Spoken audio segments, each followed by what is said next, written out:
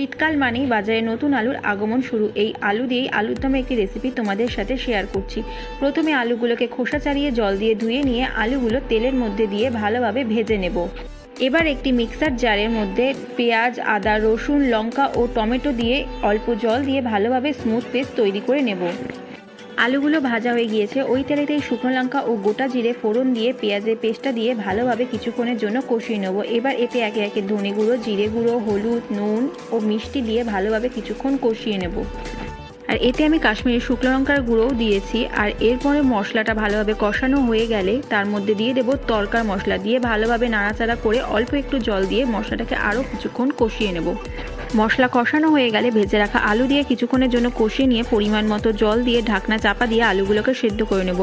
আলুগুলো সেদ্ধ হয়ে গেলে এর মধ্যে দিয়ে দিচ্ছি ধনেপাতা কুচি, টমেটো সস ও গরম মশলা গুঁড়ো দিয়ে ভালোভাবে ঢাকনা চাপা দিয়ে কিছুক্ষণের জন্য